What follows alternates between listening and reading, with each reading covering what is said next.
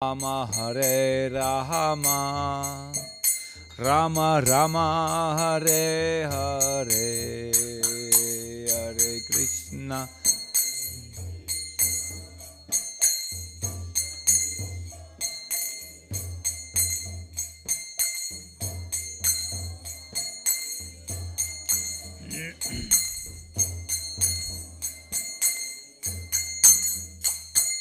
Hare Krishna, Hare Krishna, Krishna Krishna, Hare Hare, Hare Rama, Hare Rama, Rama Rama, Hare Hare, Hare Krishna, Hare Krishna, Krishna Krishna, Hare Hare, Hare Rama, Hare Rama, Rama Rama, Hare Hare, Hare Krishna, Hare Krishna, Krishna Krishna, Hare Hare, Hare Rama, Hare Rama, Rama Rama, Hare Hare, Hare Krishna.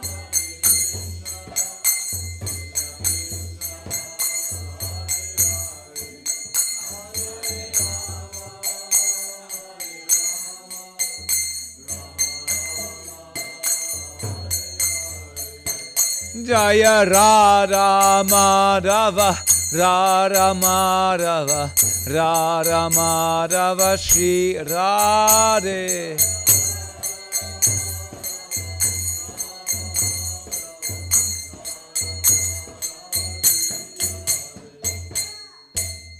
Jai Jai Shishi Radha Madhava Ki Jai, Shishi Prahlad Lakshmi Singhadev Ki Jai, Srila Prabhupada Ki Jai, Nitai Gaur Premanandi, Hari Hari Bol. Om Namo Bhagavate Vasudevaya. Om Namo Bhagavate Vasudevaya. Om Namo Bhagavate Vasudevaya. So, Hare Krishna. How do we? Oh, Suchila Mataji, you might translate for Kishori Kont? Super, thank you. So, if you like, you can come a little bit closer, because otherwise there are the workers behind the windows. They may come catch you and you have to work for them. Yeah, like this, for example. Okay, so today I have the unexpected good fortune of reading from Srimad Bhagavatam, and like always, microphones don't work with me. They work. No, they don't work. We don't have a good relationship with them. Yeah, so I'm usually, or His Grace Akila Prabhu would sit here, but Akila Prabhu is not so well, so one had to find somebody else, and somehow or other it came to me. So I have the very good fortune to speak to such exalted Vaishnavas, like all of you, and with your blessings I can speak something, because if the Vaishnavas don't have the desire to hear and give the blessing to the speaker, then what the speaker can say is like if a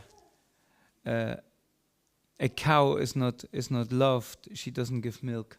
So the one who gives sits on the Vyasasan, he's actually like the udder of the cow, and the listeners, they are like the milkers. You know, they have to come and milk the cow. So if I speak nothing valuable, then it's your fault. Hare Krishna. So now that's a joke. So we had what? 17. So we're reading from the third canto of the Srimad Bhagavatam, chapter 26, verse 17. Get some.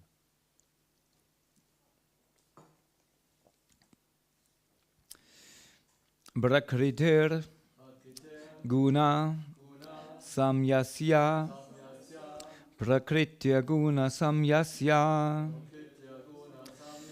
Prakritya Guna Samyasya Nirvisheshasya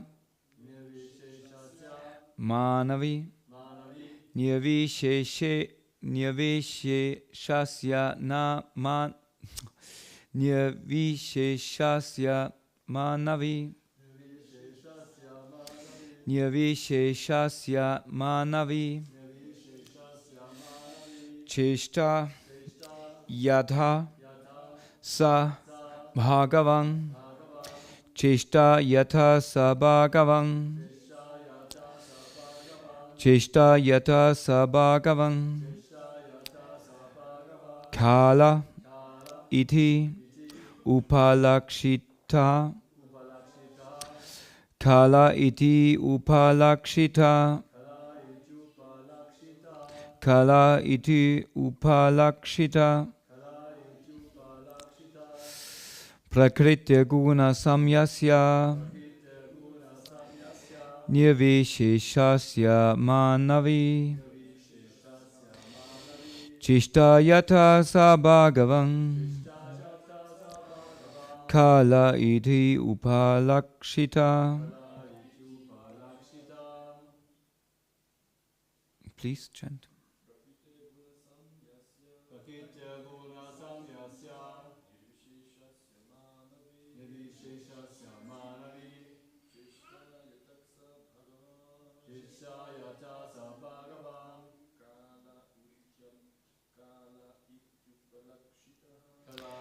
Upalakshita. Prakrita guna samyasya Nirvisheshasya manavi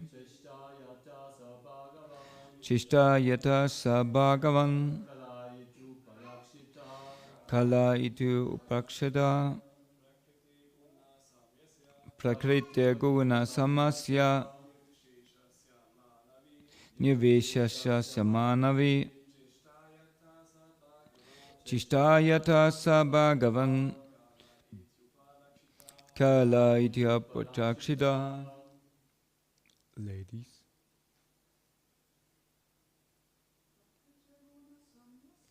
Prakriti guna samyasya Nirvisheshasya manavi Chishta yata sa bhagavan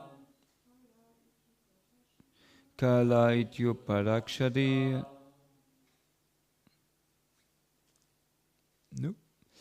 Prakriti of material nature. Guna samyasya without interaction of the three modes. Nirvisheshasya without specific qualities. Manavi, O daughter of Manu. Cheshta, movement. Yatha, from whom. Sa, he. Bhagavan, the Supreme Personality of Godhead. Kalaha, time. Iti, thus. Upalakshita, is designated. Translation and purport by His Divine Grace, A.C. Bhaktivedanta Swami Shri Prabhupada Ki Jai. My dear mother, O daughter of Swayambhuv Manu, the time factor, as I have explained, is the Supreme Personality of Godhead, from whom the creation begins as a result of the agitation of the neutral, unmanifested nature. Purport. The unmanifested state of material nature, pradhan, is being explained. The Lord says that when the unmanifested material nature is agitated by the glance of the Supreme Personality of Godhead, it begins to manifest itself in different ways. Before the agitation, it remains in the neutral state without interaction. by the three modes of material nature. In other words, material nature cannot produce any variety of manifestations without the contact of the Supreme Personality of Godhead. This is very nicely explained in Bhagavad Gita. The Supreme Personality of Godhead is the cause of the products of material nature. Without his contact, material nature cannot produce anything. In Chaitanya Charitamrita also a very suitable example is given in this connection. Although the nibbles of a goat's neck appear to be pressed nibbles, they do not give milk.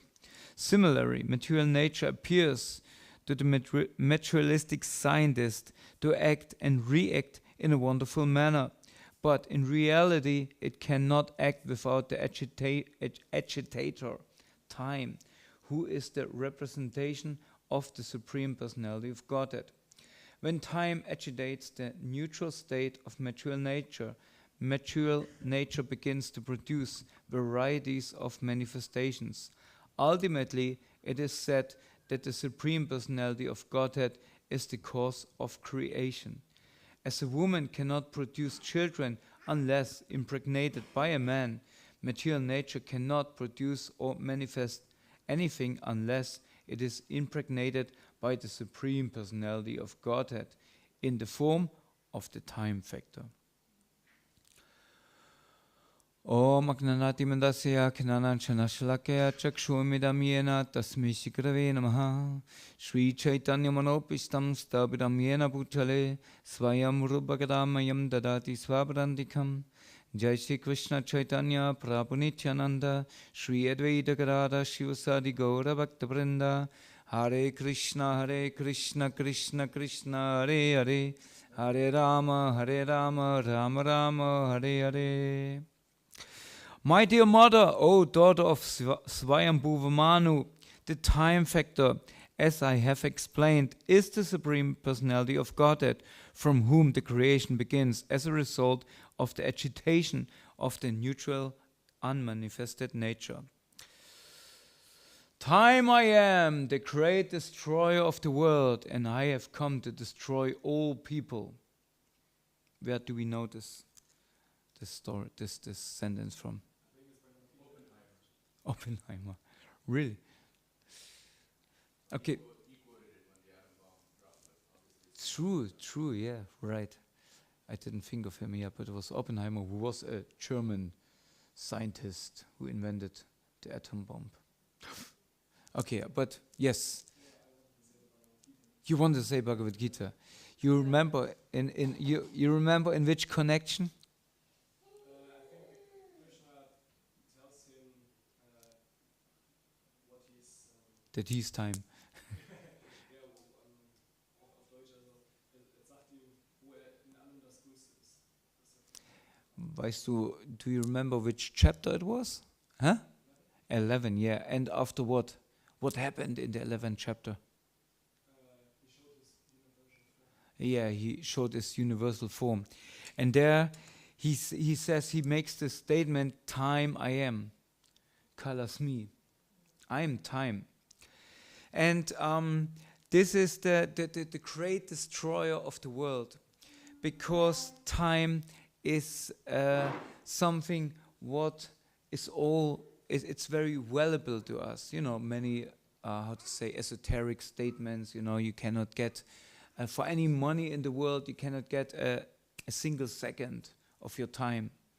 You know, money cannot buy time. But on the other hand, time is money. They say also, right? But actually we see that the Lord is the time factor. And so it needs this agitation, as Prabhupada says it here, the agitator. Krishna is the agitator. So basically he makes the first move. He puts time in action. Now we have it at our home. When Jagadish Prabhu brought this old house, what he transferred in a new house, there were very old, regulators. You call them in English, regulators?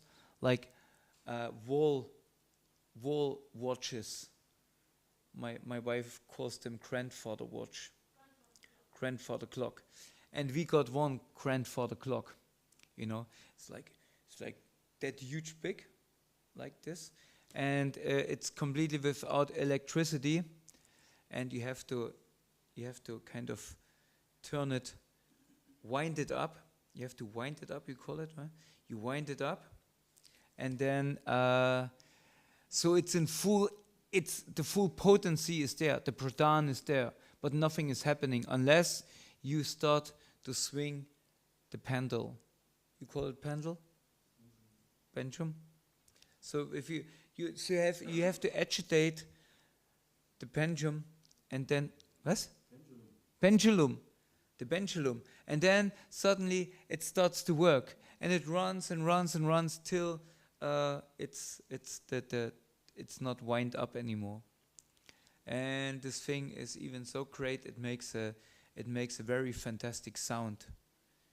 It makes gong gong gong gong or something like that. And it's you can see there. It's like a purifying sound, because it's little hammers, they're gonging on some poles, little poles, and this makes the sound. And this is actually an analog sound. It really goes through you, right? Because the whole amplitude is there. When you have a digital sound, then it's only zeros and ones. What? I mean, what do you want? I mean, it's in front of me. If this cannot catch my voice, what's the problem? Then it should not call the micro. Oh. Haribol. Haribol, Haribol, Haribol.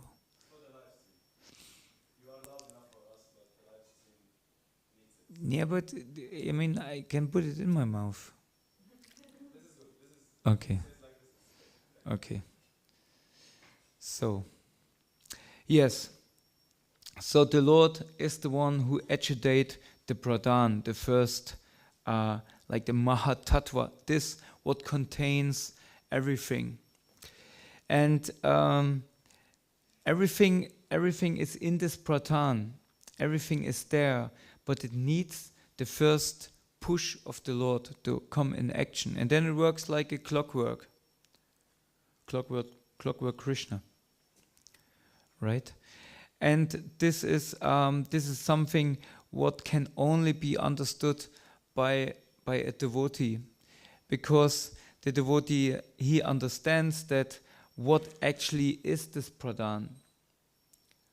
What is pradhan? What is it manifestation of? It's basically it's what? It's a lump of matter, right? So nothing much happens there. Although the full potency is there. And who gave the potency to this matter?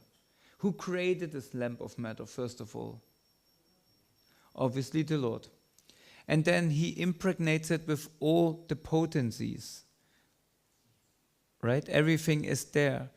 But it needs a push to make it blossom, to bring it to life. And Prabhupada gives this example here that a woman cannot give birth to a child unless there is a husband or a man, a man who impregnates the child into the woman, right? So both of this is needed, is necessary. Now, what is the essential force behind a woman and a man creating a child?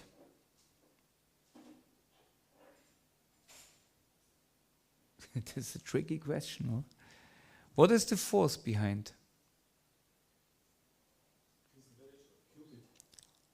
Cupid?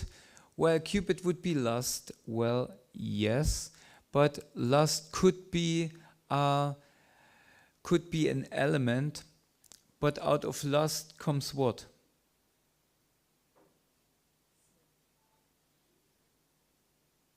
Lust produces anger.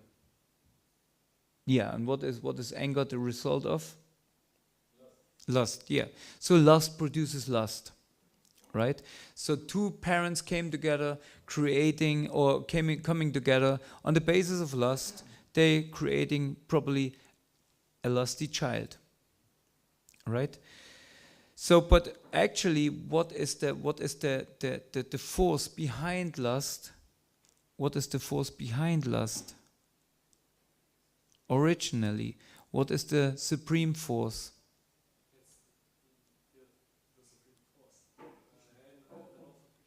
It's love. Yes, it sounds cheesy, but it is love actually.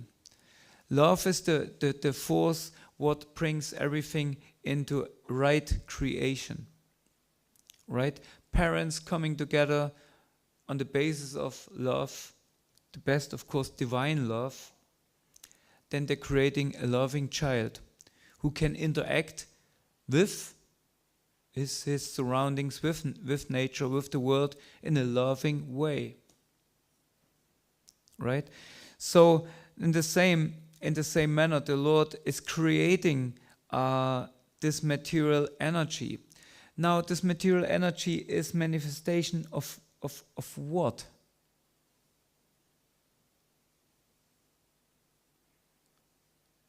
What energy is it? Huh? External energy. Yes, so the Lord brings it out of himself.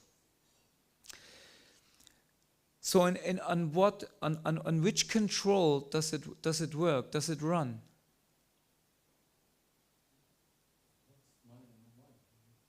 Maya is okay. What is Maya? Yeah, but is then in an other sense would be another name for Maya would be Durga. Yeah, Durga Devi, right? And Jai Jai Shishi Pralat Lakshmana Singadev Ki Jai. Durga Devi, on the other hand, is who? Is a manifestation of what? Huh? Yeah, everything comes from the Lord, but under which control is Durga Devi? Which energy is the expansion of which energy? Huh? But what is it? How we call it is so simple.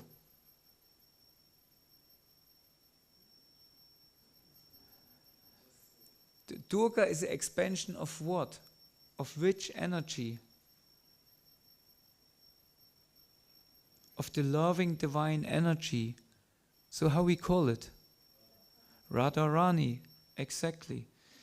So when Krishna is in the spiritual world, or if Krishna comes in existence, to interact, he outsources some energy of himself. And this outsourced energy is complete service attitude. It's service. The form of Radharani is nothing else than service to Krishna. Every single hair, every single move, every single word of Radharani is meant to serve Krishna. There's no other intention in this energy of Radharani than service, and not only service, loving service. And because of this reciprocation or of this loving service, the Lord reciprocates with his love. And in this way, a whole manifestation of loving pastimes is put in place in the spiritual world. So the more this spiritual, so the core of all existence is basically a loving relationship, a love story, right? But the more this spiritual, this completely spiritual force is kind of comes in contact with matter, it more and more becomes influenced by lust. And this is what we have then here in the material world. Right? Most of the most of the we have these workers outside doing the how to say the facade, doing the wall of the temple. Now we see them that we say, wow, they are great. They are devotees, right? They're doing devotional service because they doing this. They're building up basically Balaram, or the energy of the Lord, right? So they're kind of building, making construction on the temple. So we may see they are great souls. Somehow or other they got the service, right? It's not nothing happened by accident. So somehow or other they came in contact with the Hare Krishna movement. They came here to fix the wall. But probably they're not so aware of this, what we are aware of in that sense. So they probably come because first of all they need what? They need money. So they're going to work to sell themselves to get some money. And what they need the money for? They need it for to gratify their senses or their needs for material life. For them, probably, I assume material enjoyment is the highest goal in life, like for many people, right? And so, although they are engaged in the service of the Lord, because they have not the connection, they don't see the connection, they don't do it as devotional service. Still, it counts. Why does it count? Because we can make the connection, and when we can make the connection, the Lord accepts it as material service, as spiritual service. So therefore, for them, something comes in action. We have the story of Srila Prabhupada. Of course, he was very expert in creating Agyata Sukriti. Therefore, the disciples sometimes they ask him, Srila Prabhupada, how we got such a good fortune, and they probably expected that Prabhupada said, well, you were great devotees already in your last life or something like that. But Prabhupada told them, I created your good fortune. Because Prabhupada, he could take any hippie who came to a hippie festival and basically was maybe some of them, or most of them, they were high on whatever, what they were shooting in this point. And when you see this old movies or this old filmings about Srila Prabhupada, you can see how they are really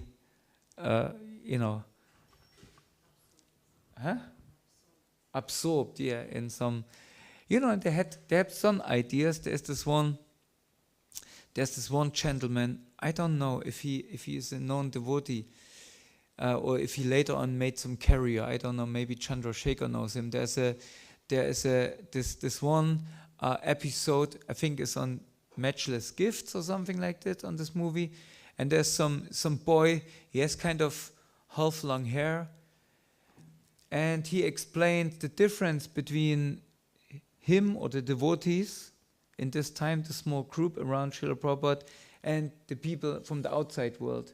And he says something like, we are functioning high on a low level, but they functioning low on a high level.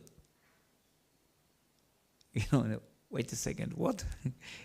So they had some idea, but somehow or other, Prabhupada could use all these people high on LSD or whatever and kind of transform them and gave them, although they had no idea what they're doing, and transformed them into spiritual service, because he made the connection.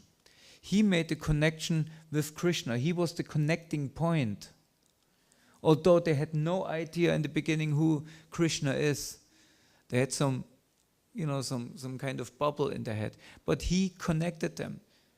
Like this one man who came in 21st Avenue when they had this temple, and Prabhupada gave a lecture, and there came kind of a bump from the street. And he noticed that in the toilet, there was no toilet paper, because, of course, Prabhupada didn't use toilet paper. But then this bump, this homeless, probably drunkard, he came in, and he brought a roll of toilet paper, because for him this was very valuable. And he brought it in the toilet and said, "There's no toilet paper," and brought it in. And this was his donation. And the devotees were like, "What is this? What toilet paper? We don't use toilet paper," and like this. And Prabhupada said he started his devotional career. He made devotional service. So Prabhupada, he made it into devotional service. He could make the connection. And therefore devotees are very valuable when they're going out on the street to distributing books. They making the connection.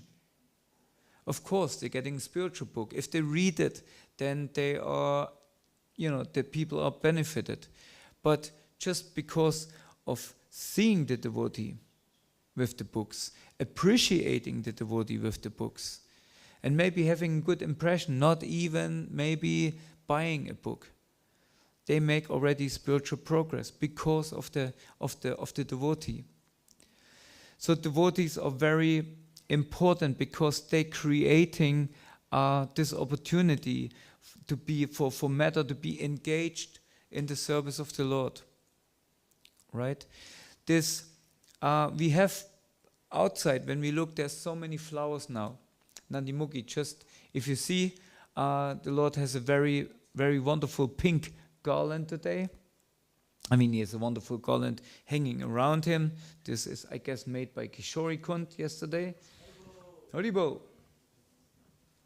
But then we have this pink garland, and Nandimuki, she stripped off all the flowers of her rhododendron in front of her house and brought them to the Lord, because she thought, it has to be offered to the Lord. What is this beauty if it's not offered to the Lord? Right? So everybody is kind of enjoying this beauty. When we drive to the kindergarten, Gopigita, am I right? We pass by a house. There are, I think, 3 or 4 different rhododendron bushes like with these flowers. Red, yellow, white, and purple. And it looks amazing. They're just blossoming. It's amazing. And everybody goes by there, thinks that's amazing. And the most thing somebody will think maybe is, oh, nature is amazing. But the devotee, he immediately sees the connection, and he thinks, I have to get these flowers, to connect these flowers with the Lord. So he closes the circle. The devotee is able to close the circle because of his love for the Lord. Right?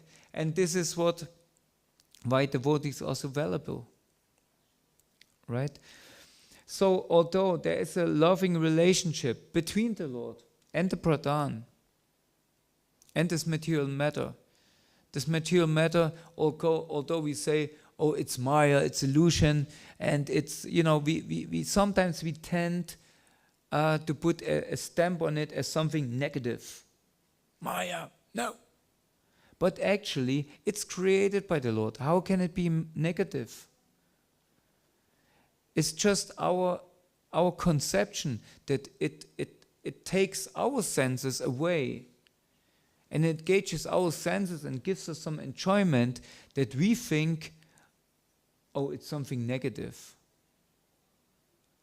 Like a beautiful girl. Some men immediately think, oh, Maya. We had this beforehand. We heard that sometimes when amongst the devotees a beautiful devotee girl was passing, and the boys were saying, oh, Maya Devi, Maya Devi. This is a beautiful girl created by the Lord. But the devotees stamp it as Maya Devi. Why? Because they felt some kind of pulled away their consciousness by this young lady. So this was Maya.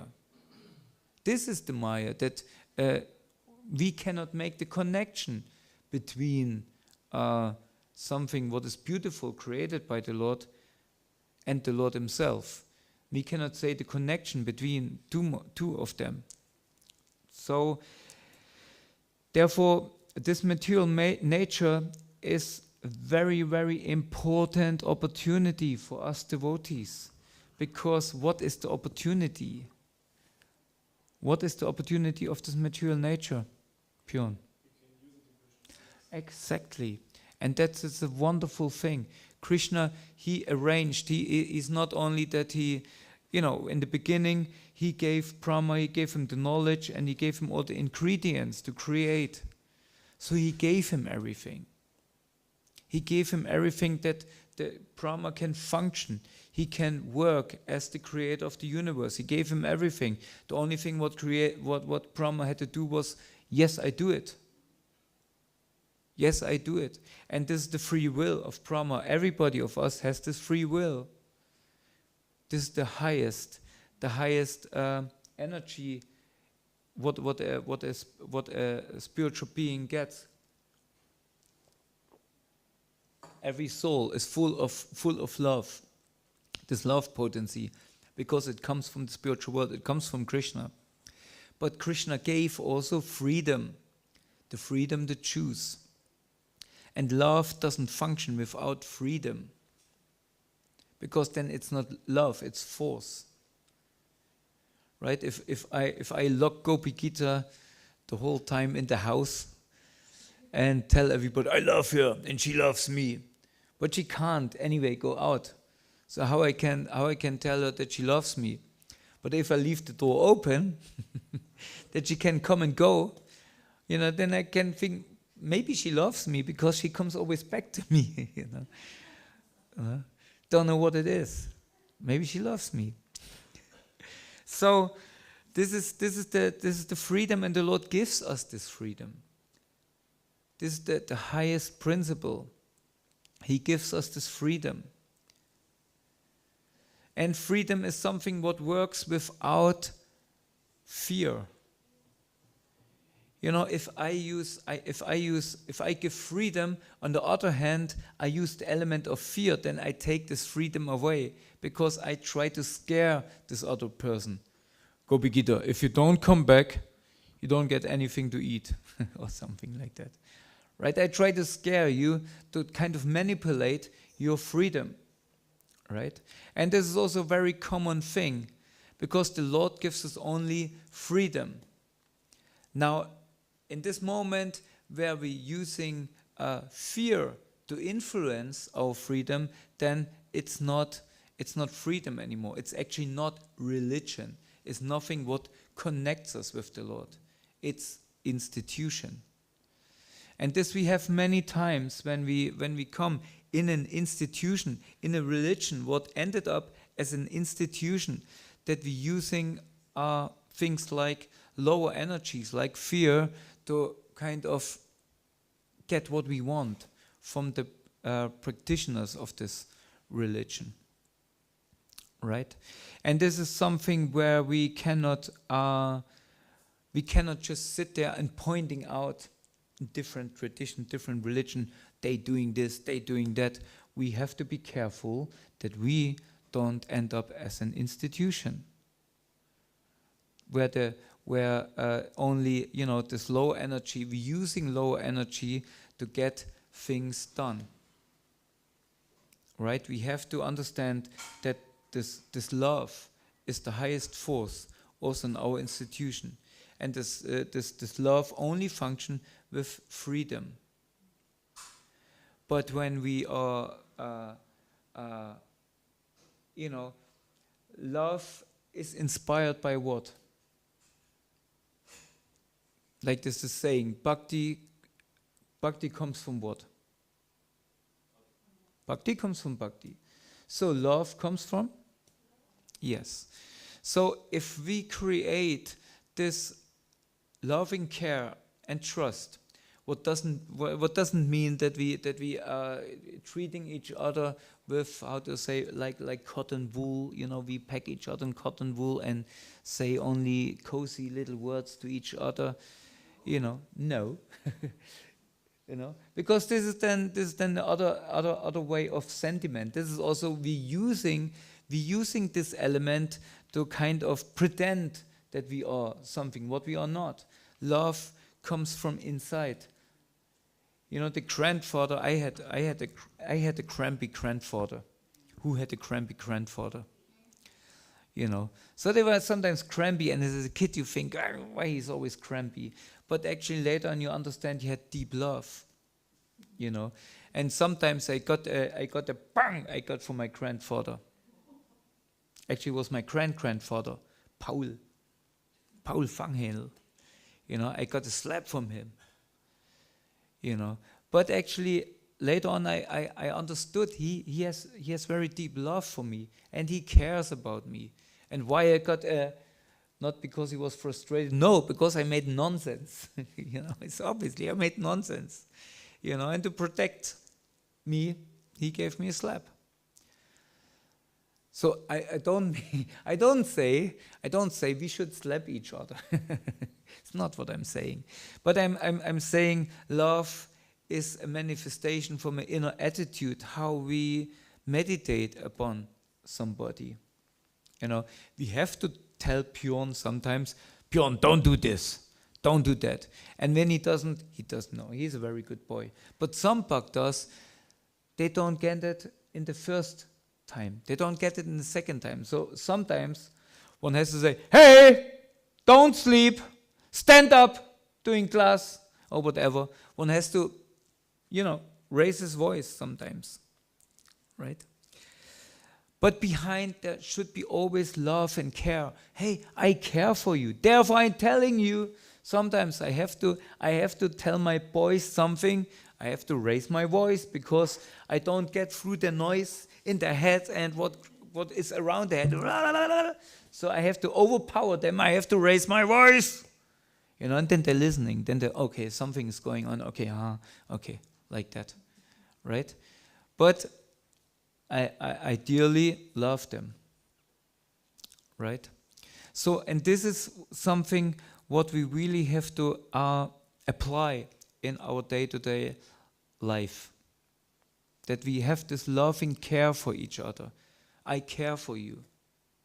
I care for you. Because why? Because I love you. Because each and every single soul would steps in here, even the workers outside on the grill. Oh, just one passed by again, see? They are valuable. They're doing devotional service. And with our meditation, we can make it really into something special for them. We should give them some sweets. At least, Or at least we should say, hey guys, although this work was actually how long this stands? Half a year. We waiting for you guys half a year. Finally you came, but we very value your work. Very nice what you're doing. Thank you. Thank you that you do this. Right? Probably their boss never says thank you to them. They give them a check, give them the money, but that's it. That's the deal. Cash for service, cash for money. Right? So we can at least say, thank you. Nice that you came, nice that you do it. Nice job. Prabhupada was like this. Prabhupada could immediately connect somebody. There's the story where he in the Bhaktivedanta manor, there was a gardener. He was hired. He was not a devotee. And he was taking care of the garden. And Prabhupada made this walk in the this morning walk around the manor. This park is a wonderful park there, right? And he met always this elderly gentleman. And he said, oh, very nice that you take care. And as devotees, sometimes we think, oh, now Prabhupada, you will give him the Siddhanta, you will tell him, you're an eternal servant, you're not this body, and this is what Prabhupada should do. But no, Prabhupada, he said, oh, you have very nice teeth. And this person, oh, I have still my original teeth. I really take care of them. And he could appreciate Prabhupada so much. And Prabhupada said, my teeth are all rotten. They're all gone. So Prabhupada went below him. Basically, he said, "My teeth are rotten. I'm nonsense, but your teeth very good." This person was so pleased, and each and every time Prabhupada came, they made friends. Or we have this Dr. Patel. Who knows Dr. Patel? You know Dr. Patel. He basically was always met from Prabhupada. He was in Mumbai, and every time Prabhupada was in Mumbai for morning walk, he was kind of a spiritual, interested, elderly. He was a doctor, some kind of surgeon, or I don't know, some kind of doctor.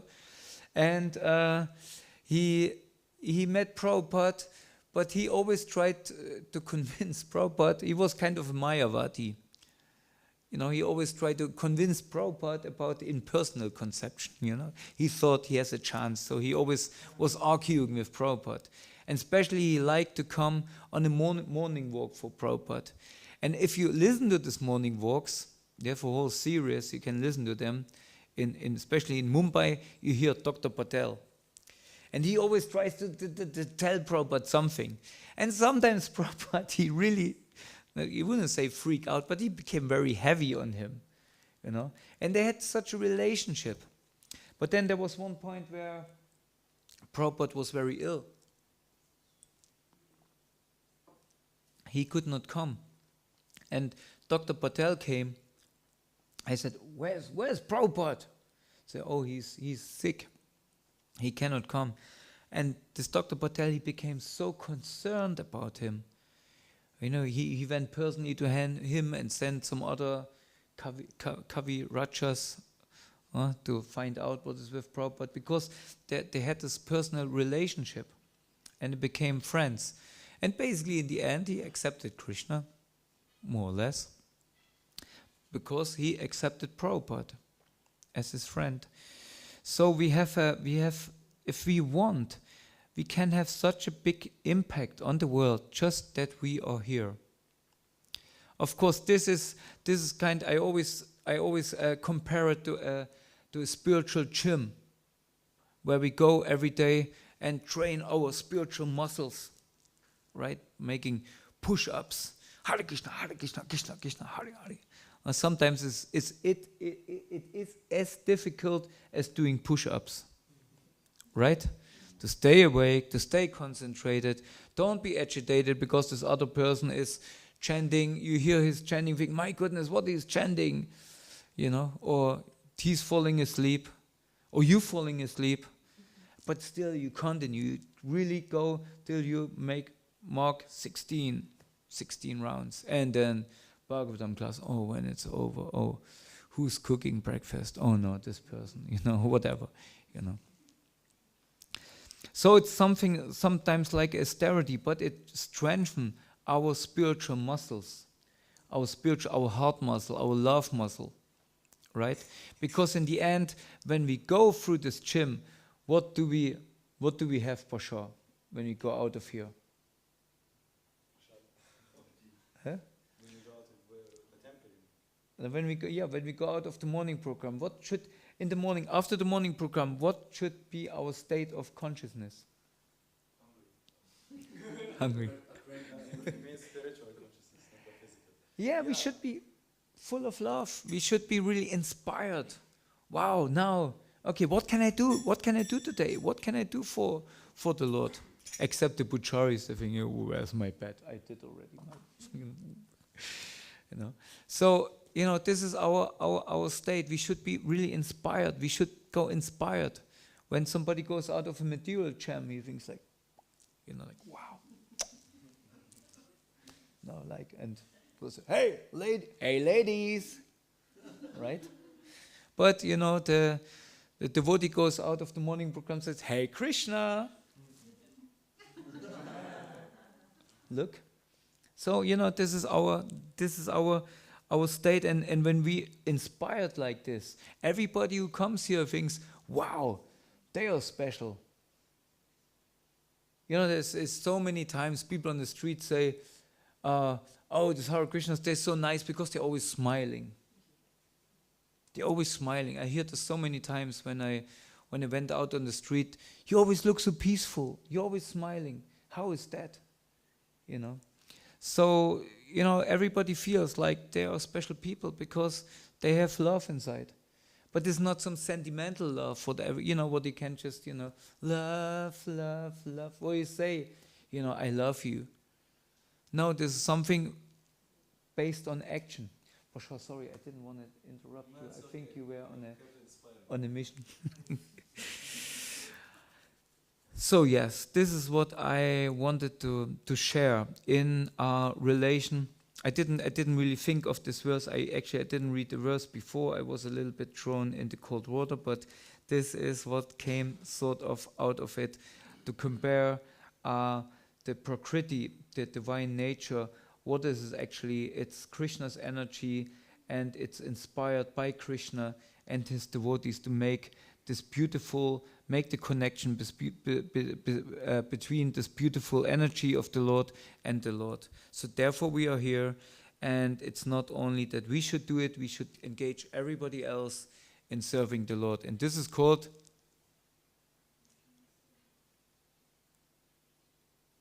Sankirtan. Sankirtan. Huh? Bhakti. Oh, I understood you say book distribution. Okay. Bhakti distribution. You should maybe make some anyway.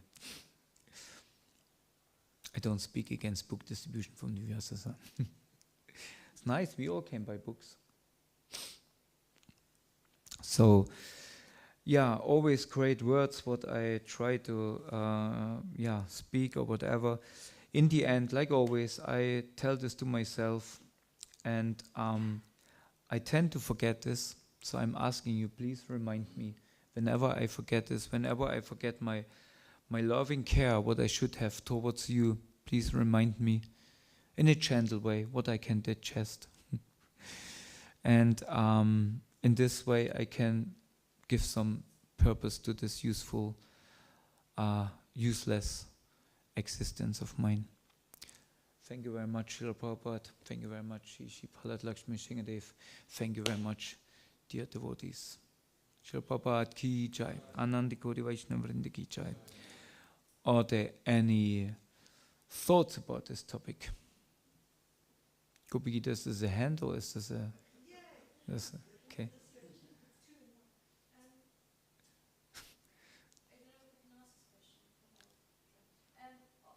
Tell me at home, maybe.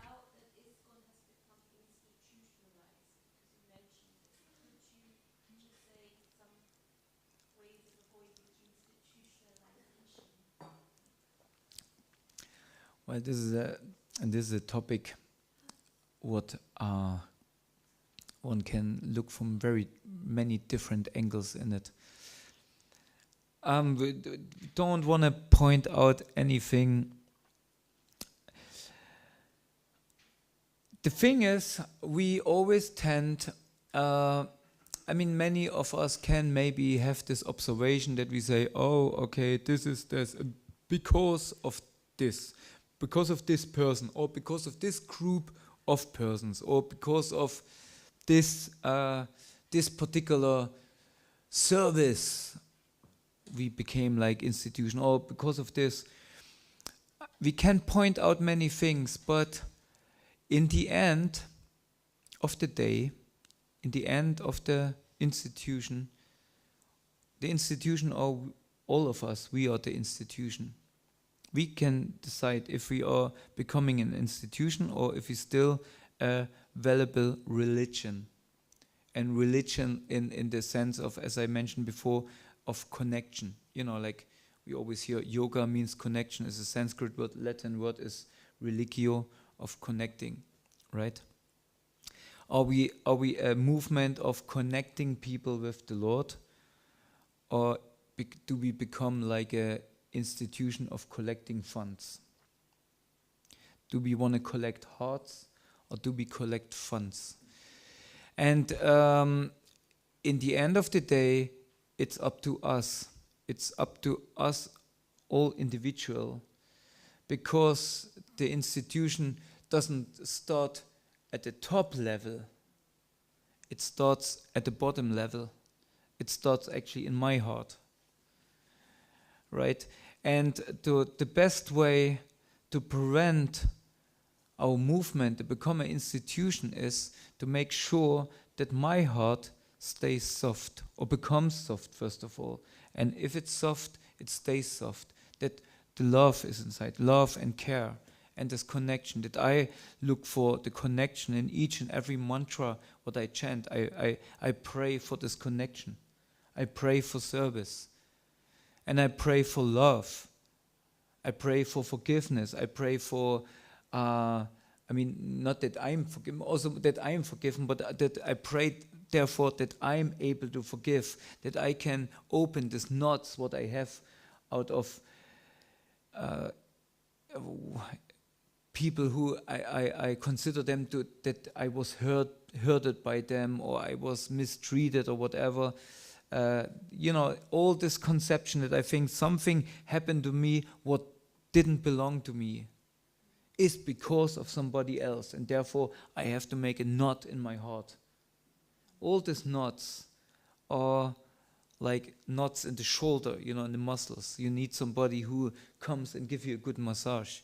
So all this chanting, all this service, all this associating, all this reading is actually a massage for our heart, to massage all these knots out.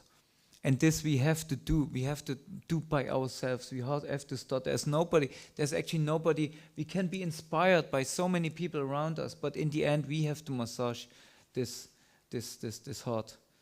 I like in the evening, I like to sit there and space out and massage my feet. It's like, but nobody, I know exactly where it hurts. So there's only, I can only give the best treatment to my heart I can do by myself. Of course, there are many people who give me some valuable instructions. First of all, our Gurudevs, right? And Srila Prabhupada and whatever. But in the end, I have to make the endeavor. And when we all do this, then we can, if we are connected, then we can connect other people. And then if we may then see, there is some kind of some regime or something, what we perceive something as institutional, then first of all we have to ask, are they really institutional, or do I perceive them institutional because I'm institutional? Do I just project on them? Or is it still everything under Krishna's control? Right? So, but I think when we make this first step with ourselves, gradually we can influence and inspire other people, and we will find out that actually there's so many inspired people around me, right? And the more we progress in our approach of being non-institutional, we will see that to all levels there are very inspired people in the movement. And we just can make the change. I can make the change in myself, and then I can inspire others, and then we can inspire a bigger community. And if we see there some institutional things, what maybe not caused by my own projection or by, then we have to make the change by changing ourselves. And gradually this will grow out, like your trash bin in the computer. You more dump in, then the old stuff will fall out of it again. So in this way, I think we have to, every revolution has to start in one's own heart. No. One sentence by Bhaktisiddhanta, called, just in case the devotees don't know that famous quote from Bhaktisiddhanta Saraswati Thakur about religious institutions. You know, right? No. I don't know. Please help me. He called, at least according to that Bhaktisiddhanta Bhagavatam book and other sources, he called religious institutions necessary evils. Ooh, I didn't know this. Necessary evils. So they're evil, but they're necessary. Mm. There's so much wisdom in there. Necessary evils. Wow, yeah, that's a strong statement. But yeah, it makes sense. It makes sense. There has to be administration. There has to be structure. And structure always gives if we wouldn't have a structure in this building, then this building would be very spontaneous. Like, what will happen next? But because there's a structure, therefore it gives this building stability, and there has to be structure. Therefore, it's a necessary evil, as Chandrasekhar Acharya Prabhu quoted Bhaktisiddhanta Saraswati. Yeah. Any other thoughts or something? Then thank you very much again for letting me speak in this association, and let's go out to the workers and speak the Bhagavatam to them. No. Give them maybe some sweets. Jai. Srila Prabhupada ki jai. Srimad Bhagavatam.